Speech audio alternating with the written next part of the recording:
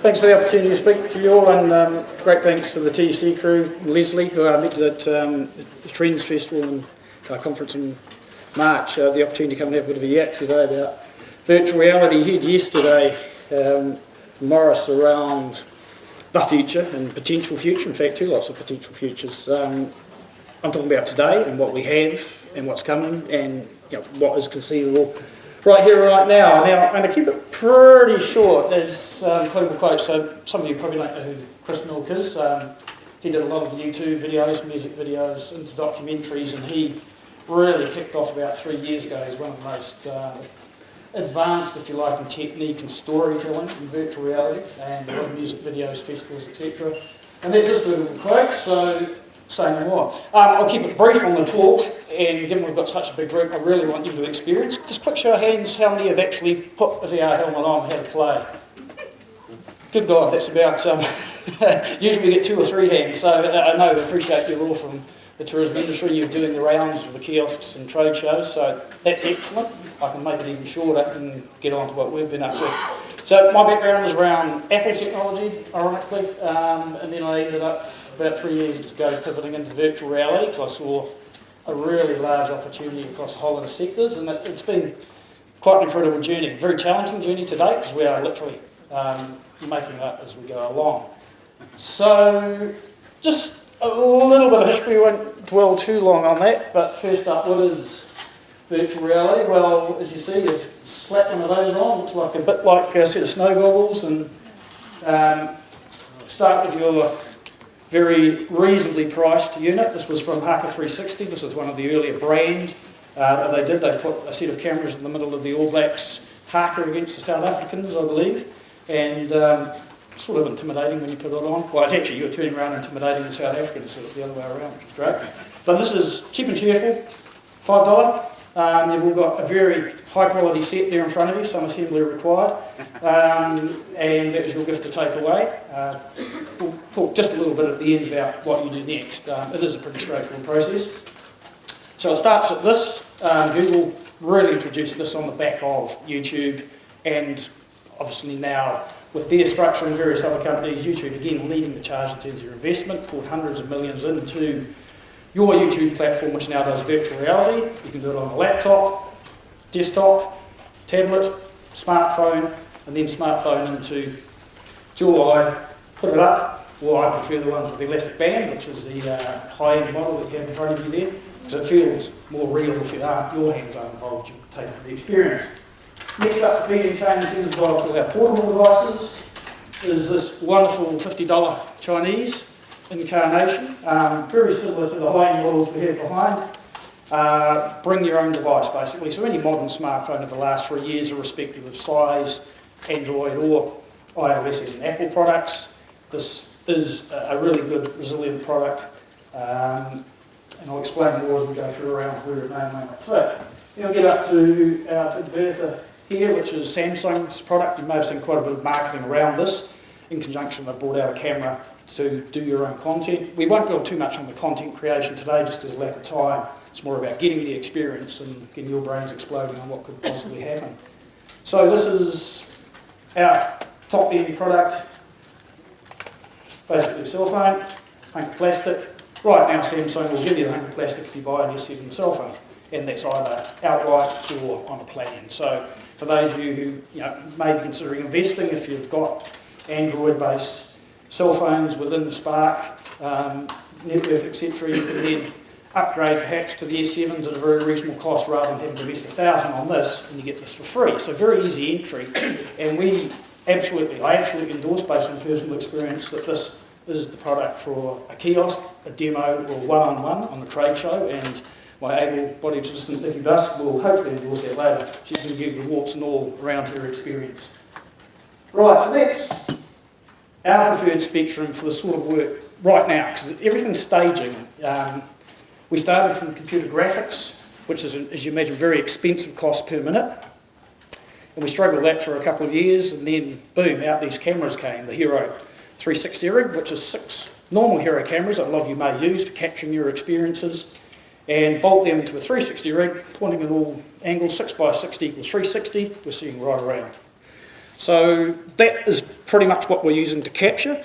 And what I thought I'd do is just quickly talk through the vast array of verticals or opportunities, if you like, around. So we'll get to the tourism side at the end, but I'm just going to quickly whip you through some of the other places that VR is going to manifest itself. Because again, internally to your business, this could well apply. So the obvious one first is brand. You can put this on your website. So don't think of virtual reality as just trapped inside the helmet. We've already got examples of some of the folk we've worked, and we've done a lot of work around Queenstown.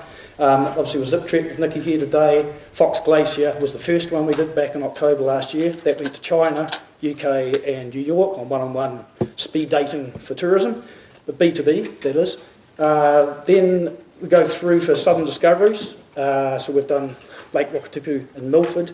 All of those examples are on some of these headsets, and we'll try and barrel as many as you through as we can today. Just get a taste for it if you like. But around that also, this can be put up on your website. People can view it in their web browser on any Windows, Mac, PC or laptop. Then view it on their tablet, and that's literally by doing this. Tablets hang around there somewhere, but again, I'll show you the 3-4 examples at the end. Just come and have a look. And then obviously on the smartphone, again, you can pan around and it pans with you, or you put it in your high-level headset there, and then you see in virtual reality. So the whole concept, actually I'll talk a bit later about augmented versus virtual versus mixed, and I think that was articulated by young Morris yesterday, so you get it, and I'll explain a little further how we're attacking it. So brand, a fairly obvious one, can go up on your website, can be used in any promotion. It's not up on the big screen as such, or you could do. You'd be better off doing a 2D traditional video. And for some of the work we did, and I'll talk very quickly at the end about what we did for Lake Taupo Cycling, their 40th anniversary, Kia ora te Taupo, we did a triple shoot. We did a traditional 2D TV commercial or advertorial. We did a 360 fly surround for tablet, and we did a virtual reality shoot in one day. So in terms of process, you can quite easily meld this into anything you're doing for visual assets, so another point worth noting. Architecture, we're doing a lot of work in that space, pre-visualisation of space, and also our wonderful virtual assistant in there. So we're taking a real person, and that was touched on again yesterday by Morris, around keeping it real, and what we've struggled a lot with, we can build brilliant virtual incarnations of a new tourism centre, for argument's sake, or something that you're looking to invest heavily into your tourism organisation.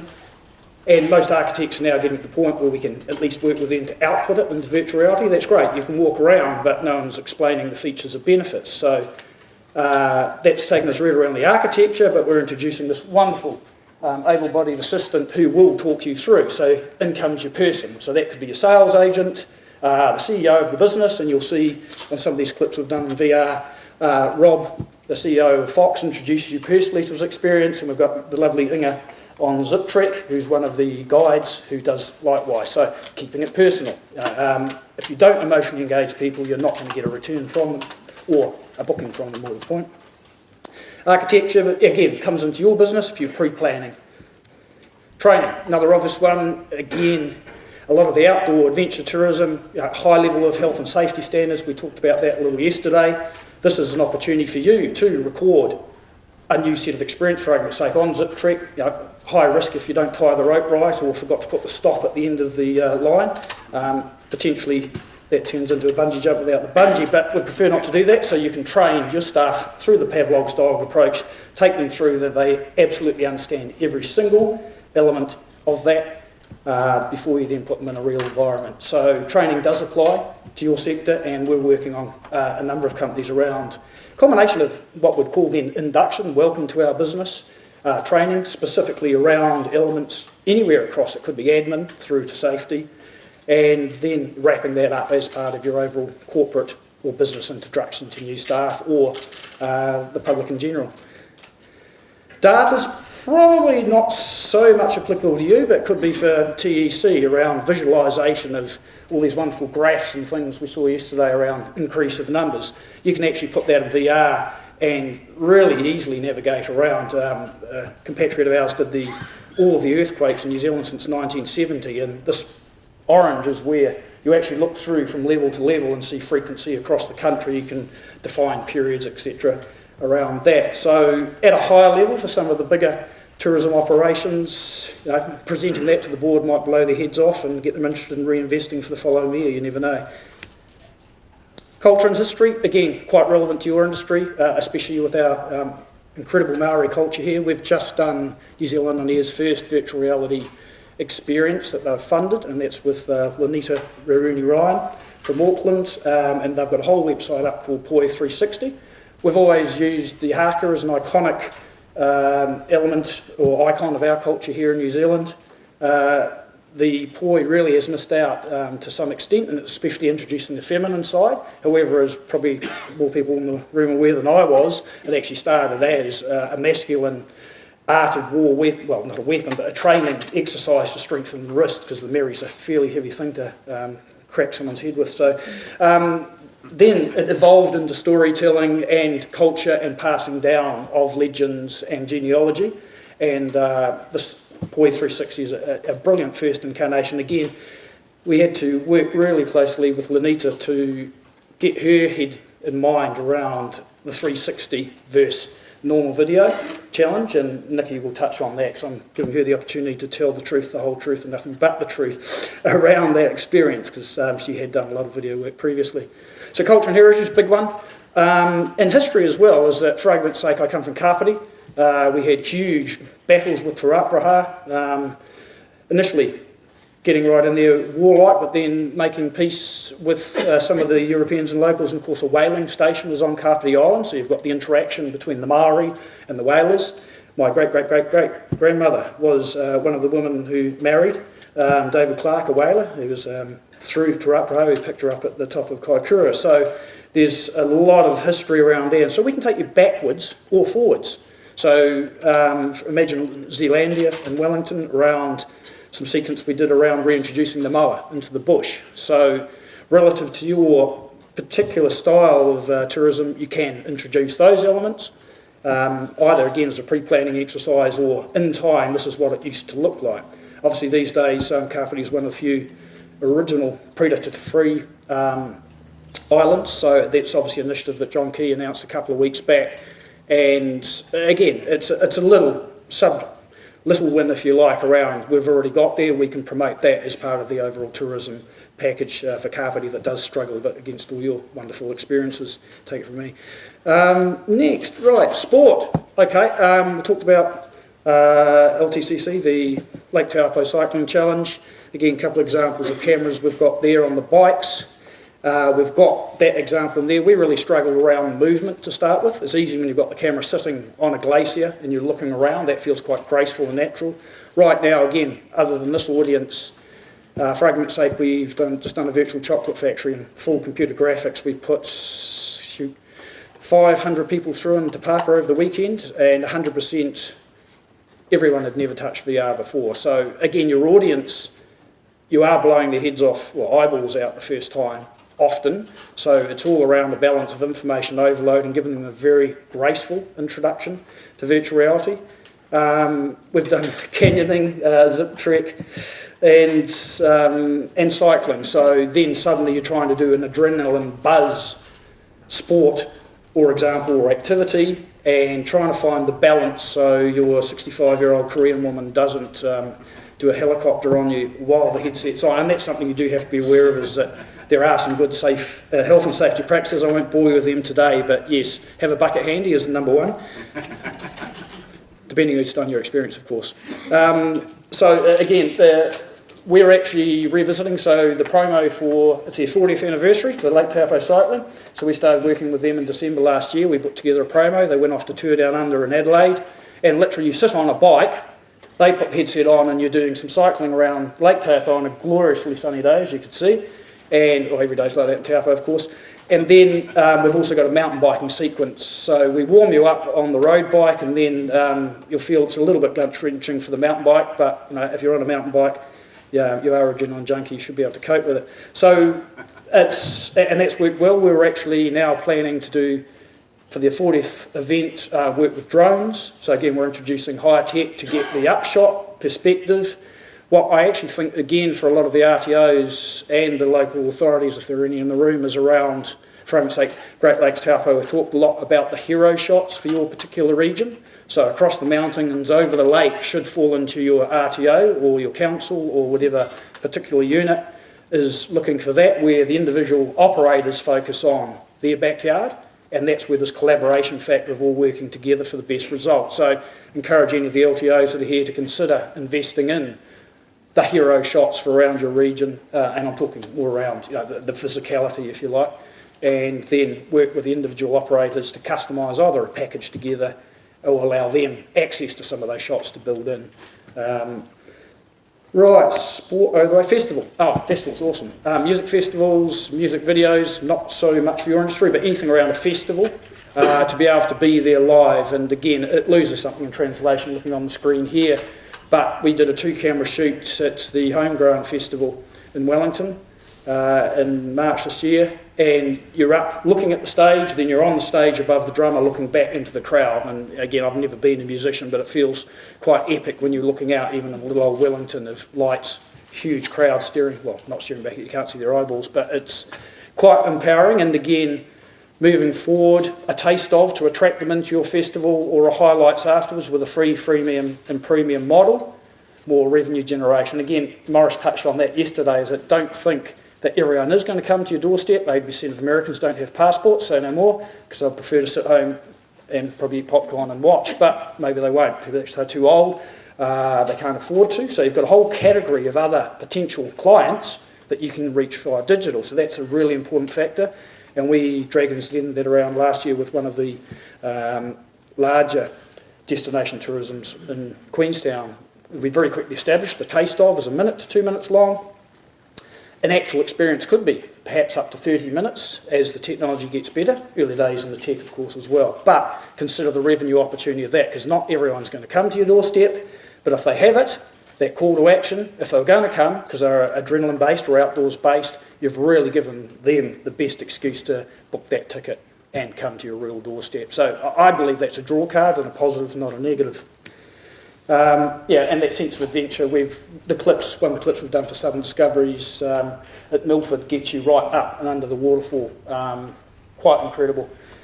So, yeah, a lot of creative direction. So, yeah, treat this as a creative exercise around how you're going to attack some of these things. The very first one we did, when we were VR versions, was Fox Glacier, and that blew our heads off being up on the glacier, which I had never visited before. We had a young team, we had no idea what we were doing. The cameras arrived 4 days, I think, before. I'd just come back from the Oculus conference in LA and knew what products we needed. Rob Jewell had been talking to some good folk in Wanaka and was looking for an opportunity for a point of differentiation. He was going over with a lot of the other people who may have been in this room to China for a 3-week tour with Tourism New Zealand and hit 3 cities, B2B, speed dating. And we knocked back together in 3 weeks. And no, we were really pleased with the result, and you can see that. That was the first one that we really started to get a feel for a virtual reality TV commercial in the headset. Enough from me. Where's young Nikki? It's your turn. Would you be able to put the main mic on, please? What do you want to say for this? You're going to be quick, aren't you? Oh, no.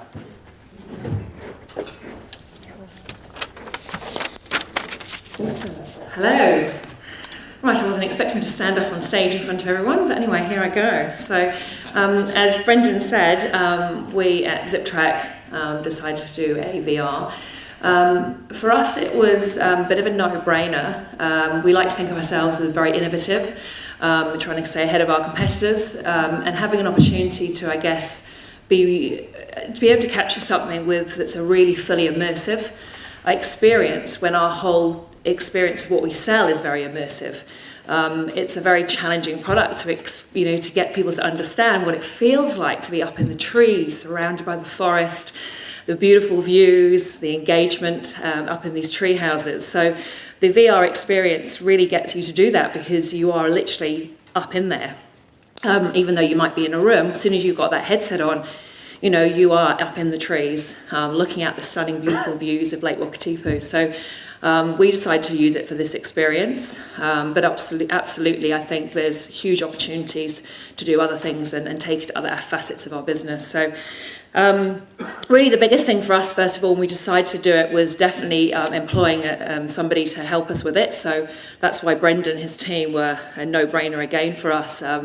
Got some amazing talented people, so it was definitely, I would recommend doing that. I've done lots of videoing. I'm sure many of the sales and marketing people have done, you know, that whole static, you can cut to get different points of views. In shoots, suddenly you're in a total 360 experience. It's literally got cameras, 8 GoPros all stitched together, connected, so everything is in shot, and I mean everything. So even yourself, when you're up there, you've got to try and find a tree or something to hide behind, unless you want to get an Alfred Hitchcock moment. So, you know, it was definitely a learning curve. We didn't get it right the first time. I also suffer from motion sickness, and my God, the editing process, I was literally had a bin next to me, trying to watch bits, and everyone thought it was hilarious in the office. I was like, God, the things I go through in my job, jeepers. But it was really hard, and so we did touch base with Brendon, and we also used Baz from One Fat Sheep. And they were great and really understanding to come back through and do it again. And so, yeah, we did a different tack this time, and we tried a second time, and yeah, we got it right. Well, I like to think. So, yeah, we did it a second time. Again, the editing process was again a slow process of making sure that you don't get too motion sickness in it, and you can achieve what you want. But we ended up with a sort of 90-second video, which we wanted to take to trade. So we showcased it at Trends, along with Natahu, Southern Discoveries, a few other companies. And I think for a lot of people, it was a very positive experience. So for so many people to get them to New Zealand is a big effort, but get them to your actual region is really hard. So to be able to give them that taste of your region or your product or your hotel, and from a first-class basis, is just an amazing opportunity. Our feedback was just phenomenal. I then took it to the States with me. We're going to be taking it to, I think Stu took it to India. We'll be taking it to other places with us now. And we've always had very positive experience, so we're really, really pleased. There's also the next step as well, not just for using it for trade. We can now use it for customers in the shop who particularly are maybe on the fence and not quite sure. You know, we can give them this opportunity. We're also going to put it onto our website now as well, so people can really get the feel for it. Without giving away too many secrets of it, so I think we've been really lucky. So I guess that's it from my experience. So hope I've touched on everything. So yeah, thank you. I think we'll get you to stay. Okay. I'll swap mics for a tick again. Thanks. I'll get Nikki to stay up for a tick because we're not far off finished. I just wanted to seed a couple of ideas, and I'll hopefully Nikki can join me in answering a few questions because I'm sure you might have a couple. Everyone's betting on about 360 and virtual reality, and we've got some pretty talented folk, as you imagine, here in New Zealand. So we're thinking half of 360 at the moment, and the reason is that it's half the data, half the complexity. The stroppy creative director from the high-end advertising company you use can stand behind and stamp his hoof and said, I want that. So you've got a lot, like, again, if you're in, for argument's sake, an airplane or in any form of seat looking forward, you're only seeing this. You could put your advertising behind the back, or you could just blur them behind. The advantage of 180 over 360 right now is purely just the quality. We can actually do higher resolution, half the data, half the editing complexity, and also live stream it. So if you're talking especially in the festival environment, this is another tech to watch for. So don't discount 180 as part of your mix as well as 360. And this is, again, evolving. So watch that space, and there'll be some New Zealanders that are working on it, and I've got my sticky paws on that project as well. So we're looking forward to showcasing that pretty shortly, actually. Again, one other last thing is around that element is data, and Nikki can probably talk from the Q&A about that. Is remember, as soon as you're using anything virtual or digital, you get stats. So you know where in the world these people are looking at this, etc, etc, etc. And I'm sure you're all very familiar with Google Analytics or whatever you use from your websites, but now you have yet another mechanism to track who, how long, why, etc, and what clips. So again, that helps you tune your experience at the back end as to where the demand supplies. We talked about, Morris talked about this today, but again, we're very much in the camp of mixed reality. We've done augmented to a degree. I find it personally, professionally quite gimmicky. There's a Kiwi standing beside you, looking over your shoulder, great, take a photo, snap, move on. No call to action for me. Where we would combine that around the virtual that you'll see. We've got an example that we've done for Fonterra. No one's stumped up a budget yet in the travel industry, sadly, so I can't show you a travel one. But overlaying and actually just driving it all through your eyes and movement. You don't touch, tap, have a hand controller. Everything is through eye movement. And it's very, very compelling, we believe so. And also that you can highlight things within the sequence. You look at, for argument's sake, the zip track line, and it pops up a little box. This line is 150 metres long, for argument's sake. So, yeah, we're at Mixed already. We've pretty much, we'll do virtual, the standard linear TVC. Again, that's only emerging as a market. We're already moving up the feeding chain because we have to. It's us against the world at the moment. Speaking of which, this is your challenge and opportunity, because if you don't do it, someone else will do, and the next generation behind us and those next generation of innovators who may just decide to start up a tourism business in your area will be first nature to them. So if you don't move, someone else is going to, and that's Croatia, Kazakhstan, Brazil, back blocks of Australia, Byron Bay perhaps, but this little fella's going to beat you to the game. My 7-year-old's already doing his own websites, his blogs, and he hasn't quite moved on to virtual reality because I don't trust him with 6 expensive cameras just yet, but these boys, girls, youths are coming at you. So yeah, and as Morris said yesterday, this is real, it's happening right now, and yeah, the investment coming in from overseas is incredible into the industry.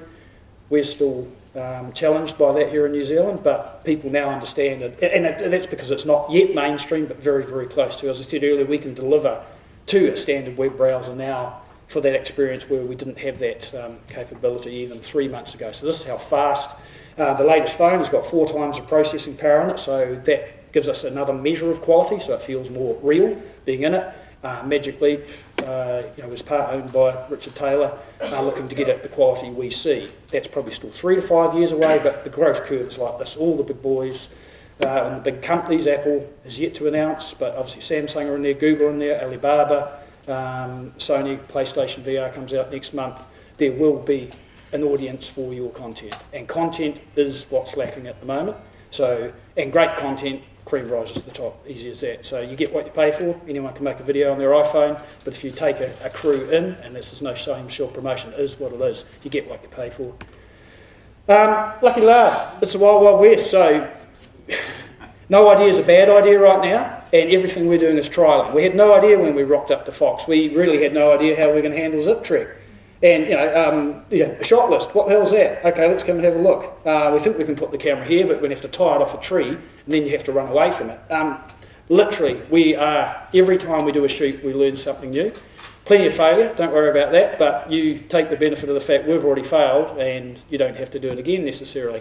The market is emerging. We've got folk we're either collaborating with, or competition's a great thing from our point of view. So there are really quality folk up and down the country, from Dunedin, Queenstown, we're based Wellington, Kapiti, through to Taupo and Auckland, who are taking these routes. And what you'll find pretty quickly is all of your major videographers and cinematographers, companies who are doing your capture, will inevitably get into this market. So that's why we're already steering away from capture, because everyone, race to the bottom, if you want a better description for us from a revenue point of view. So we're aiming to make it, keeping it simple, but at highest quality. So yeah, your opportunity and challenge is to challenge us to do something different and think. And even just those videos from the awards last night demonstrate how many interpretations the same companies and the same businesses can come up with on an idea, and it's your ideas that'll make the difference. I think I ranted enough. What was that first slide? Okay. Anyway, questions? So we'll put slide off. Yep. If you want to ask, yeah. Nikki, you mentioned Got to come back round. content on your website. Sure. How does that work? Well, not technically, but Yeah, putting the video onto our website. Yeah, it's actually something I haven't done yet because I'm still trying to work out how to do that. But apparently Brendon Brendon has the gear, so we haven't got to the stage of providing data. But anyone who knows me, I love data. I love figures and love understanding everything. So I'm looking forward to being able to put it on there, so we can link it to Google Analytics, and then we can exactly see, particularly when you get multiple videos, and then we can see what people are watching more and how interactive, how long they spend on it, whether it then engages them and puts them through to actually making a booking on the site, etc. So. I'll quickly answer that one if you like. Sorry, it's basically a YouTube, well, it's an MP4 file. H.264 MPEG-4, you run it through a free converter that takes 15 seconds as long as you've captured it, so it has to be captured in 360. Obviously you can't take an existing 2D video you've done with just one camera and turn it into 360. This is a specific captured shoot. However, you can also build environments in CG to use your traditional content as well, so there's a double approach. I won't bother with that today. But in a nutshell, basically you create, off the back of film capturing in 360, a YouTube file, you run it through a converter, you literally upload it to YouTube, it knows it's 360 and displays it as such, and off you go. So any of your Google apps for smartphone now also work for Apple. Again, we shied away until just last month, both anything Android, anything Apple, you put in your Google Cardboard and you can watch those clips straight out of the YouTube app, or online, of course, via a browser. So yeah, it is that simple at that level. Guys, if you're using Slido, can you just do it in the VR workshop rather than the main conference, and then it'll come up on the screen? So can you guys see those questions? Yep. Expense.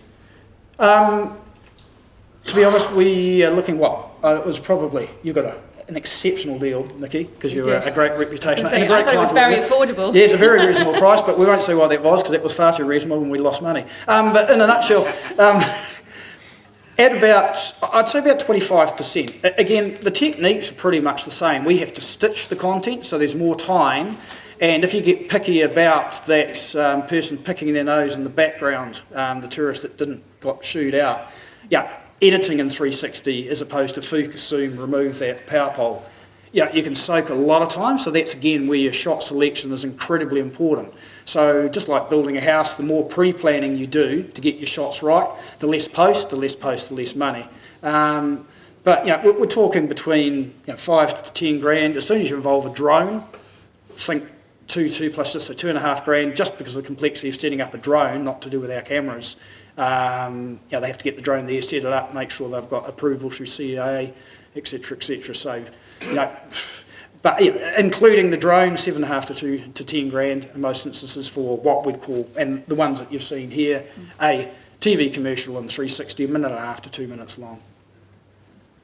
Yeah, and I will just add on about the cost. I mean, despite getting a really good deal, apparently. Ours was between the 5 to 10K. We didn't use a drone, but without a doubt, we've already got our ROI back on that. So it's, for us, it was really overall inexpensive, even for a small business. So, samples to watch. Samples to watch, yes. We've got 4 headsets, and that's why I'm going to shut up, because we're probably, how much time we've got left? We've got about 15, 20 minutes. I'm around this afternoon. I appreciate most of you going out and having some fun, but if anyone wants to have a look, we've got, so Nikki's got Zip Trek, so she'll be wandering around, so harness her to have a look at that. On some of the other headsets, we've got quite a range. We've got Wakatipu, we've got Fox Glacier, Milford Sound, Canyoning, Fox, what else? The Wither Hills one, and also Fonterra. So it gives you a real, a good and a bunch of other stuff we've just captured. Stills, don't forget stills as well. You can have a look around the inside of your showroom or shop if that's of some advantage to you. So we've got some examples of stills as well, even just the view, so you can pan around. It's quite a wide spectrum. What about the hardware? How accessible and affordable is that? Well, at the level that we're talking about here, your worst case scenario, and Dr. King's recommended solution is the Samsung Gear VR at this stage with the S7 phone, mainly for around quality, and that's what you'd use in a kiosk. Our biggest concern right now is if you load it up onto YouTube, then someone brings it down streaming on a 3-year-old smartphone in Google Cardboard, that's pretty shabby, and we can show you the difference here. We're all about quality, because if they can really appreciate what your experience is like on a glorious day in Taupo or Queenstown or Waiheke Island, then that's going to be a lot more compelling call to action to throw their money at you to come to the real thing. So we're about quality at the stage, but that doesn't preclude the fact that you're playing the spectrum. So if you're doing kiosk or a trade show, go to a higher end. Apple is still the dark horse. The iPhone 7's about to come out. I've been an Apple engineer and developer for 20, 30 odd years now, so we know it's coming, and Apple tend to want to polish and perfect the product and wait for everyone else to create the market. The market is now created as far as we're concerned, so they'll slam something down just like they did with an iPad. Microsoft played a lot around for tablets for about 5 years, sold about 3, and Apple sold 40 million in the first year. So Apple will enter this market.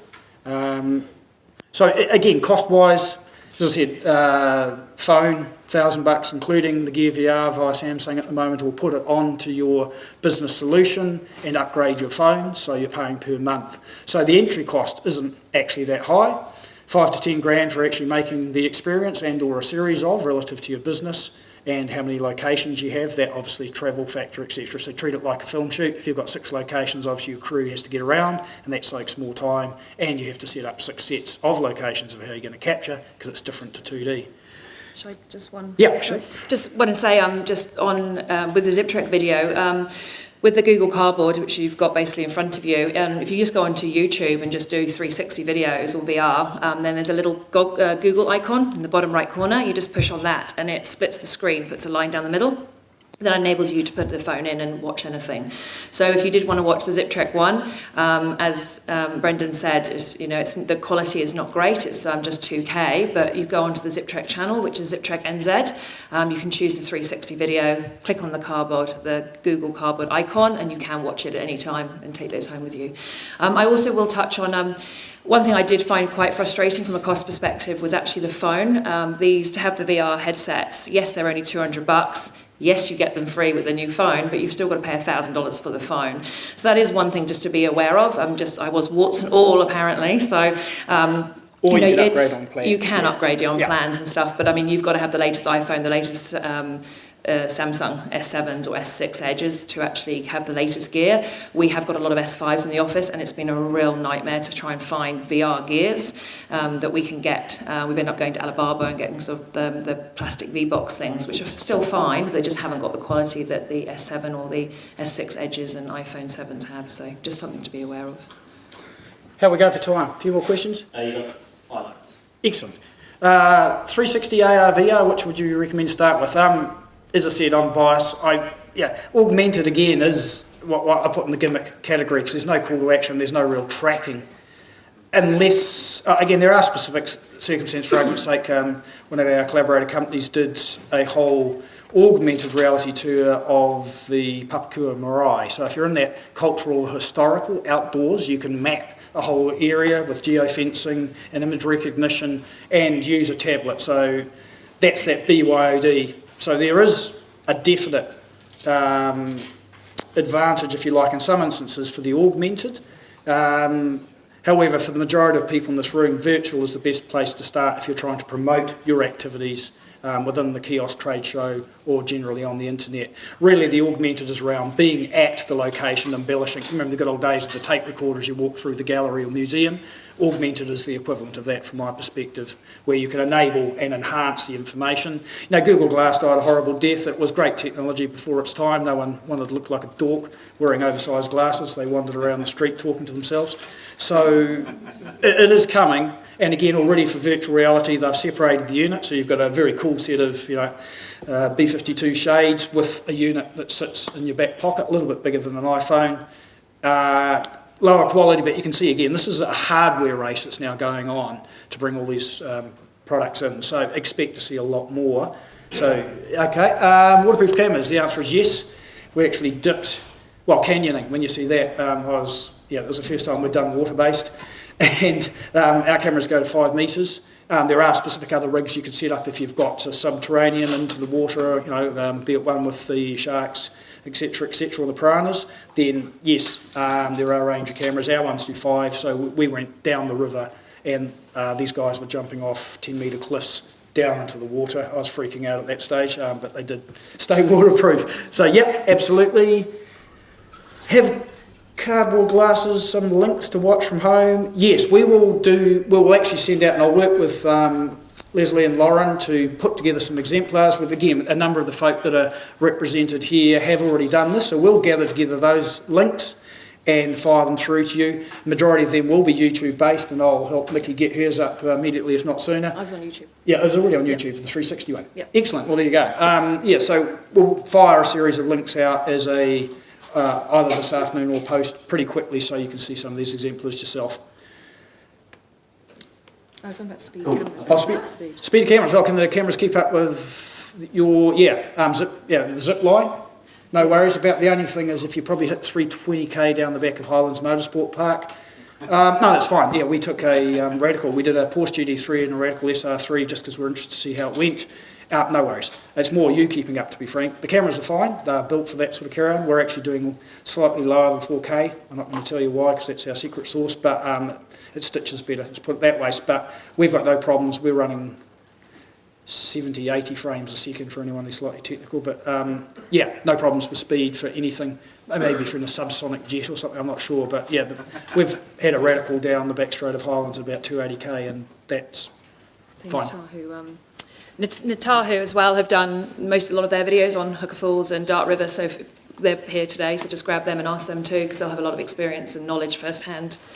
We can only talk about from our product, so yeah. Yeah, but yeah, certainly anything adrenaline, whether it's race car, powerboat, sky jumping, yep, you name it.